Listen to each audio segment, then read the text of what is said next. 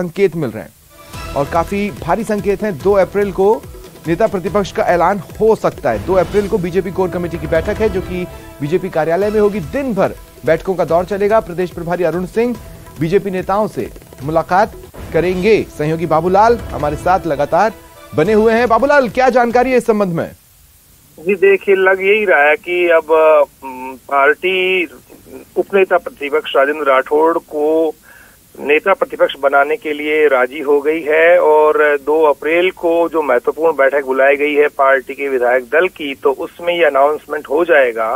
राजेंद्र राठौड़ बहुत ही मुखर नेता रहे हैं, 7 बार के विधायक हैं और पार्टी को लगता है कि उन्हें जिम्मेदारी दी जानी चाहिए, क्योंकि जब गुलाब चंद कटारिया राज्यपाल बन गए थे उसके बाद में उन्होंने बखूबी सदन को संभाला भी और उनकी एक नेता मतलब एक ऐसे नेता के रूप में पहचान है जो सत्ता पक्ष पर भारी पड़ता है, सत्ता पक्ष को घेरता है और पार्टी के तमाम लोगों को साथ लेकर चलने की वो कोशिश करते हैं। हालांकि वसुंधरा राजे उनसे ज्यादा राजी नहीं है इस वक्त। पिछले जब सरकार थी वसुंधरा राजे की, तब से ही उनका जब विभाग बदला गया था, उन्हें पंचायती राज मंत्री बना दिया गया था आखिरी दिनों में, तो तब से वो नाराजगी है दोनों के दरमियान। लेकिन वो अपनी जगह है, लेकिन पार्टी जो है यही सोच रही कि राजेंद्र राठौड़ को मौका दिया जाना चाहिए और तमाम धड़ों से बात की गई है। पार्टी का संगठन, केंद्रीय नेतृत्व, तमाम लोगों ने बात करके अब यही महसूस किया है शायद कि अब राजेंद्र राठौड़ को मौका दिया जाना चाहिए। पार्टी इससे जो है सामाजिक संतुलन को भी बनाएगी।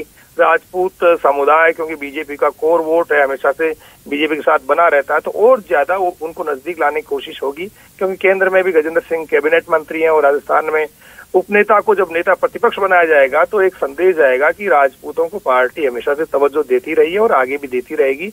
इस कड़ी में राजेंद्र राठौड़ को नेता प्रतिपक्ष बनाए जाने की खबरें हैं। तय नहीं है अभी तक भी क्या कि वो बनेंगे, लेकिन विधायक दल की आपात बैठक है ये। तमाम विधायकों को बुलावा भेजा गया कि आपको आना है। इंटरेक्शन तो होगा, क्योंकि उस बैठक में जो नए अध्यक्ष बने वो भी मौजूद रहेंगे, प्रदेश प्रभारी भी रहेंगे, वी एस संतोष का भी रहना। तो ये चीजें बताती हैं कि बीजेपी पूरी तरह से अब चुनावी मोड में है। अब हर फैसले पर उनकी बारीकी से निगाह रहती है और तमाम चीजों को देख करके चुनावी साल में फैसले ले रहे हैं, क्योंकि उनको सत्ता में आना है और पीएम मोदी को फिर से केंद्र की सत्ता में लेकर के आना है। तो ऐसी सूरत में अब बीजेपी रोजाना नित नए फैसले करके चौंका भी रही है और मजबूती की तरफ कदम भी बढ़ा रही है। अब उनके फैसलों का असर क्या हुआ ये देखना तो बाकी है, लेकिन अभी संभावना यही है कि राजेंद्र राठौड़ को नेता प्रतिपक्ष बनाया जा सकता है। शुक्रिया बाबूलाल।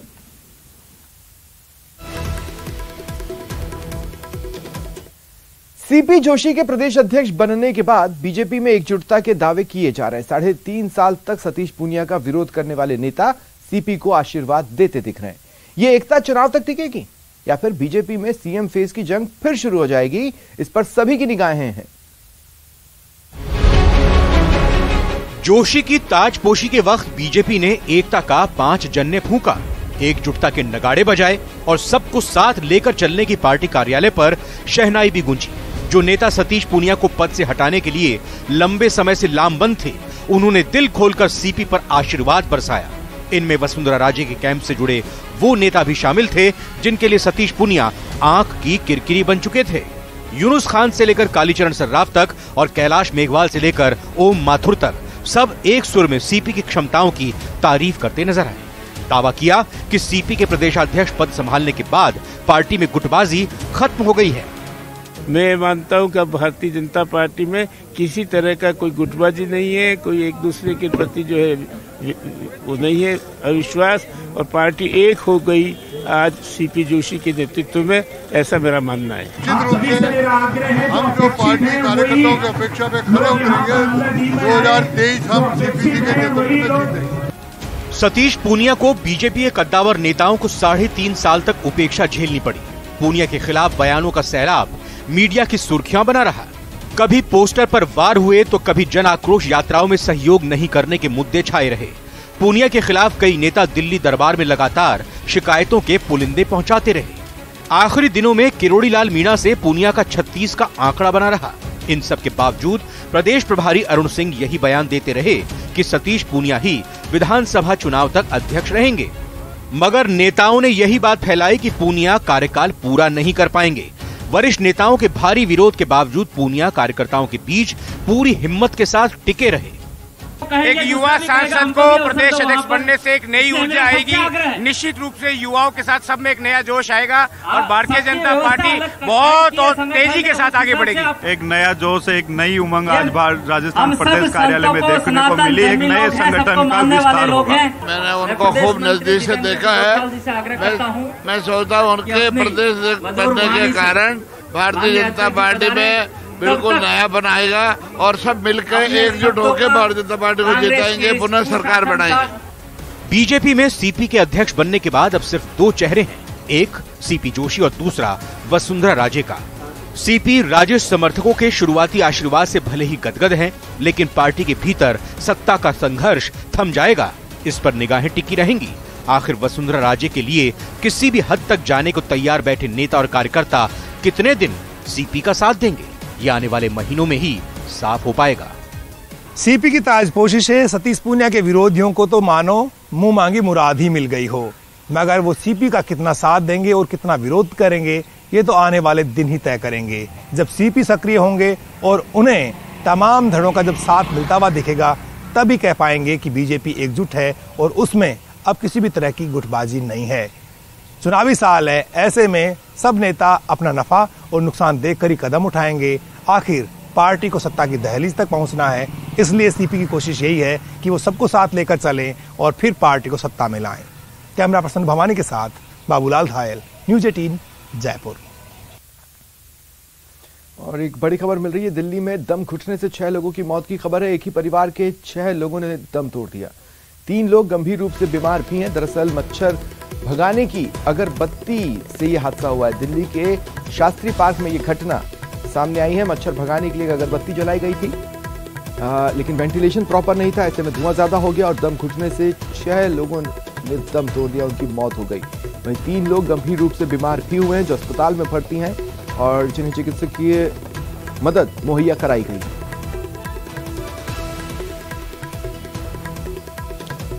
बात करेंगे आग के तांडव की। कुछ तस्वीरें आपको दिखाते हैं अग्निकांड की, जो आज सामने आई हैं। तस्वीरें आपके टीवी स्क्रीन पर कुछ ही पलों में। देखिए, पहली तस्वीर यूपी से है, कानपुर से।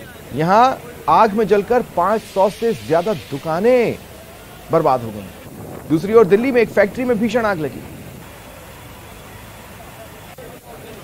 तो देखिए, 2 तस्वीरें आपकी टीवी स्क्रीन पर अग्निकांड की। पहला अग्निकांड तो इतना भयावह था कि सेना से भी मदद मांगनी पड़ी, और दूसरा अग्निकांड आप देख सकते हैं जिस तरह से गाढ़ा धुआं निकल रहा है फैक्ट्री से, वो ये बता रहा है कि आग ने किस तरह वहां पर तांडव मचाया, कहर बरपाया। इन खबरों को विस्तार से भी बताते हैं। यूपी के कानपुर में कॉम्प्लेक्स में भीषण आग लगी। बांस मंडी में कॉम्प्लेक्स है जहां भीषण आग लगी। 9 घंटे से मार्केट जल रहा है। देखिए, होलसेल मार्केट है, कपड़ों की कई दुकानें हैं और बुरी तरह से आग लगी हुई है। जैसे ही पहली दुकान में आग पकड़ी, देखते ही देखते अन्य दुकानों को अपने चपेट में लेते चली गई। 6 कॉम्प्लेक्स तो पूरी तरह से जल चुके हैं। इधर जब आग की भयावहता बढ़ती गई और दमकल के काबू में स्थितियां नहीं आई, प्रशासन के काबू में स्थितियां नहीं आई, तो सेना से मदद मांगी गई। उसके बाद सेना ने मोर्चा संभाला। आंशिक सफलता लगातार बीतते पल के साथ मिलती जा रही है। आग बुझाने की कोशिशें युद्ध स्तर पर जारी है। उम्मीद की जानी चाहिए कि जल्द आग पर काबू पा भी लिया जाएगा। फिलहाल जो इस वक्त तक की स्थिति है, आग में जलकर 500 दुकानें और उनमें रखा सामान पूरी तरह से जलकर राख हो चुका है।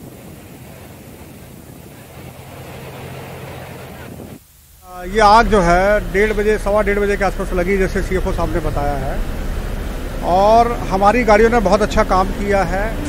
पूरी मार्केट है जहाँ पे बिल्डिंग एक दूसरे से कनेक्टेड हैं। हर बिल्डिंग के अंदर शॉप्स हैं जिसमें कपड़ा और कपड़े के बने जो सामान है या अन्य जो ज्वलनशील पदार्थ है सब भरा हुआ है। लेकिन फायर सर्विस के गाड़ियों ने, फायर सर्विस के स्टाफ ने बड़ा अच्छा काम किया है यहाँ पे, जिसकी वजह से अब आप देख रहे हैं कि आग जो है काफ़ी हद तक कंट्रोल हो गई है और स्थिति नियंत्रण में है। दिल्ली से बड़ी खबर, वजीरपुर में एक फैक्ट्री में आग लग गई। सूचना के बाद मौके पर फायर ब्रिगेड पहुंची। दमकल की 25 गाड़ियां मौके पर मौजूद हैं और आग बुझाने का प्रयास किया जा रहा है।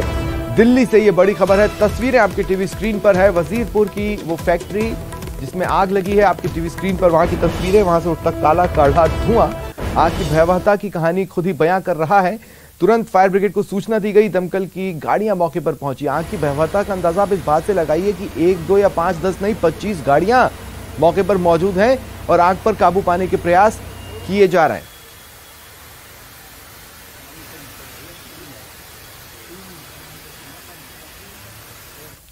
और बड़ी खबर है मध्य प्रदेश के इंदौर से, जहां मंदिर हादसे में ये अपडेट है, अब तक 35 शव बरामद किए गए।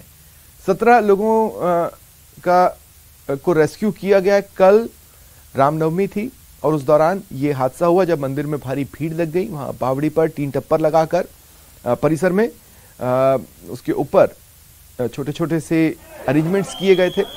भारी संख्या में लोग खड़े हुए और ये पूरे अरेंजमेंट भरभराकर गिर गए, जिसके बाद गंभीर हादसा सामने आया। हालांकि शुरुआती स्तर पर तो जो बयान प्रशासनिक स्तर पर या राजनेताओं के स्तर पर आए उसके हिसाब से तो स्थिति बिल्कुल कंट्रोल में थी, कोई हताहत नहीं हुआ है। लेकिन जैसे जैसे समय बीता और रेस्क्यू ऑपरेशन चला, स्थितियां क्लियर होती गई। अब तक 35 लोगों की मौत की खबर मिल रही है और 17 लोग हैं जिन्हें रेस्क्यू किया गया है। पूजा के दौरान 50 से ज्यादा लोग गिरे थे। 35 शव अब तक बरामद किए गए।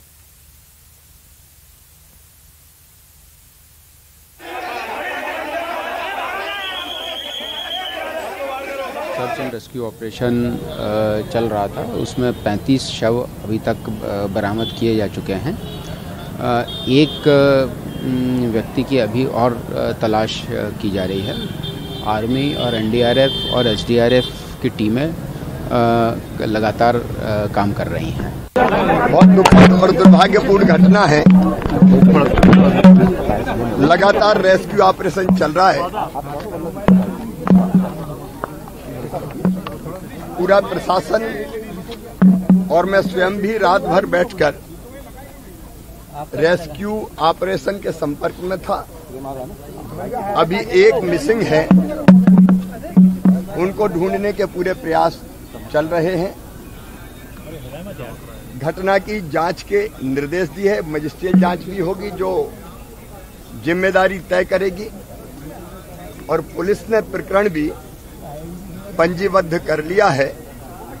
जांच के आधार पर जो भी दोषी होंगे उनके खिलाफ कार्रवाई होगी। अमृतपाल से जुड़ी बड़ी खबर। पंजाब पुलिस का सर्च अभियान तेज कर दिया गया है। ड्रोन की मदद से डेरों की जांच की जा रही है। 300 से अधिक डेरों की जांच शुरू कर दी गई है। कपूरथला, होशियारपुर में तलाशी अभियान चलाया गया। भटिंडा, तरनतारन में भी सर्च ऑपरेशन चल रहा है। ये बड़ी खबर आपको इस बीच बता रहे हैं। देखिए, इससे पहले जहां कहीं भी अमृतपाल के होने की जानकारी मिलती है या संभावना बनती है, पुलिस की टीमें, एजेंसीज तुरंत वहां पर पहुंचती हैं और तब तक अमृतपाल वहां से फरार हो जाता है। ऐसे में सर्च अभियान में और तेजी लाने के निर्णय के तहत यह कदम उठाया गया है। देखिए, कोरोना फिर डरा रहा है। देश में तेजी से कोरोना केसेस बढ़ रहे हैं। एक दिन में 3000 से ज्यादा नए मरीज सामने आए। जो एक्टिव केसेस हैं उनकी संख्या बढ़कर 15,000 को पार कर गई है। 15,208 टू बी एग्जैक्ट। ये बड़ी खबर आपको बता रहे हैं। देखिए, हाल के दिनों में लगातार 24 घंटों के वक्फे में आने वाले आंकड़े बीते दिन से ज्यादा रहे हैं। बीते 24 घंटे के जो आंकड़े सामने आए हैं बेहद डरावने हैं। 3000 से ज्यादा नए कोरोना केस रिकॉर्ड किए गए और एक्टिव केसेस जो कि कुछ दिनों पहले 10,000 के नीचे थे, अब 15,000 को पार कर चुके हैं। 15,208 एक्टिव केसेस इस वक्त देश में है, यानी वो कोरोना पेशेंट्स जिनका इलाज चल रहा है। मुख्यमंत्री अशोक गहलोत आज भरतपुर दौरे पर रहेंगे। थोड़ी ही देर में वो भरतपुर पहुंच जाएंगे। उनके साथ कांग्रेस के प्रदेश प्रभारी सुखजिंदर सिंह रंधावा, पीसीसी चीफ गोविंद सिंह डोटासरा भी होंगे। कांग्रेस की संगठनात्मक बैठक यहां बुलाई गई है जिसमें ये दिग्गज हिस्सा लेने वाले हैं।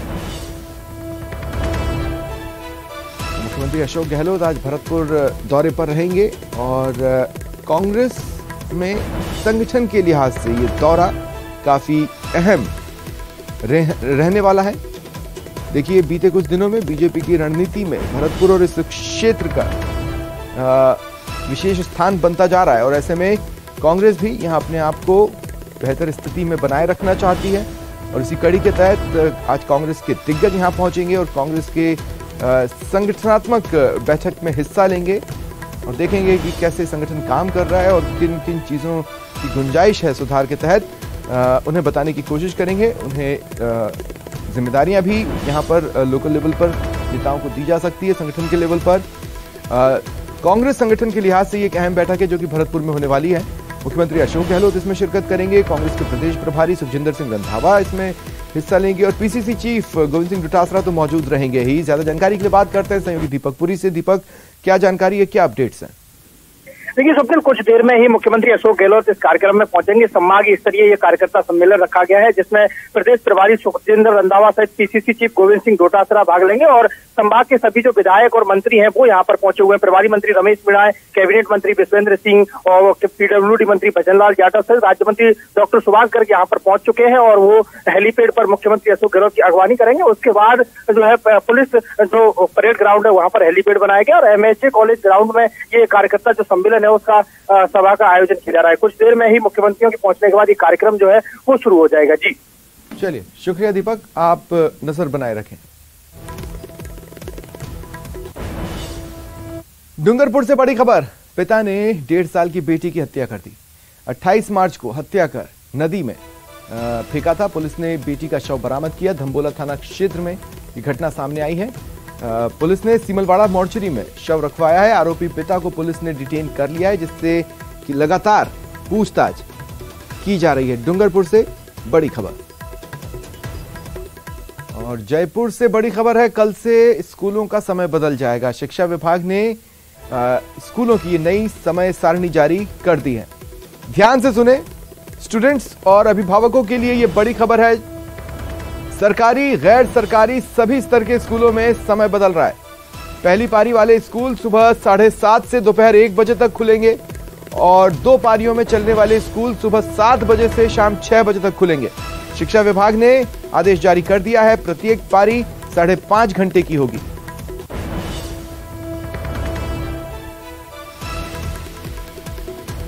हालांकि देखिए, हर साल की ये रेगुलर फंक्शनिंग है जिसके तहत ये ऑर्डर्स जारी हुए हैं ठंड के महीने में और फिर वापस गर्मी आने पर इस तरह से टाइम टेबल जारी होते रहे हैं, समय सारणी जारी होती रही है। इसी कड़ी में हालांकि ये बात बिल्कुल सही है कि हाल के दिनों में प्रदेश का मौसम काफी बेईमान रहा है और इस वजह से कई बार मौसम में बदलाव भी देखने को मिला। लेकिन स्थिति यह है कि है तो ये गर्मी का महीना और इस तरह का डिसीजन कभी भी आ सकता था। ज्यादा जानकारी के लिए बात करेंगे सहयोगी लवली वधवा से। लवली, क्या जानकारी है? देखिए, नए सेशन की शुरुआत होने जा रही है। इससे ठीक पहले मौसम में जिस तरह का परिवर्तन होता है तो उसमें जो शैक्षणिक कैलेंडर है उसके लिहाज से जो स्कूलों के समय में परिवर्तन कर दिया गया है। कल हालांकि स्कूल जो है, कुछ स्कूल 1 तारीख से, कुछ स्कूल 4 अप्रैल से खुलने जा रहे हैं, 5 अप्रैल से। लेकिन स्कूलों के समय में परिवर्तन की नई समय सारणी जो है वो शिक्षा विभाग के निदेशालय की ओर से जारी कर दी गई है। शिक्षा विभाग के जो निदेशक हैं उनकी तरफ से ये समय सारणी तुरंत प्रभाव से राजस्थान के तमाम स्कूलों में लागू कर दी गई। 2 पारियों में चलने वाले जो स्कूल होंगे वो सुबह 7:30 से 6 बजे और पहली पारी का जो स्कूल 1 पारी में चलने वाले जो स्कूल होंगे वो सुबह 7:30 से दोपहर 1 बजे। और वहीं जो किड्स एरिया और जो छोटे बच्चों के स्कूल हैं वो जो है 3 घंटे से ज्यादा समय संचालित नहीं हो सकेंगे। ये समय सारणी जो है तत्काल प्रभाव से राजस्थान के तमाम सरकारी, गैर सरकारी, राज्य। चलिए, शुक्रिया लवली तमाम जानकारी के लिए।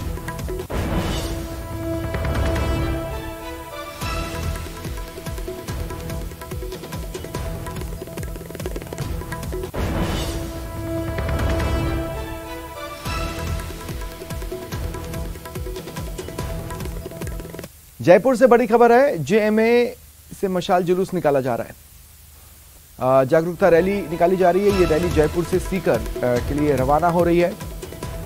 आंदोलनरत डॉक्टर्स की ये रैली जिसमें 150 से ज्यादा डॉक्टर्स शामिल हैं। जयपुर से सीकर तक का सफर ये रैली के जरिए किया जाएगा और रास्ते में मिलने वाले लोगों को आरटीएच पर जो इनका पक्ष है वो बताने की कोशिश करेंगे। सरकार ने आरटीएच की तमाम खूबियां लोगों को बताई हैं। इनकी कोशिश रहेगी जो ये आरटीएच को लेकर सोचते हैं या इन्हें आरटीएच को लेकर जो लगता है वो जनता को बताया जाए। क्योंकि आप देखिए, इस आंदोलन में हालांकि डॉक्टर्स का तो कारवां इनके साथ जुड़ा था लेकिन वो भी धीमे से उन्होंने अपने हाथ वापस खींच लिए, जिसके बाद अब निजी अस्पतालों के डॉक्टर्स अकेले पड़ रहे हैं। और ऐसे में उम्मीद है कि अगर जन समर्थन जुटाते हैं तो हो सकता है उनकी बात को सरकार गंभीरता से ले। जन समर्थन चूंकि अब तक इन्हें नहीं मिला है, ऐसे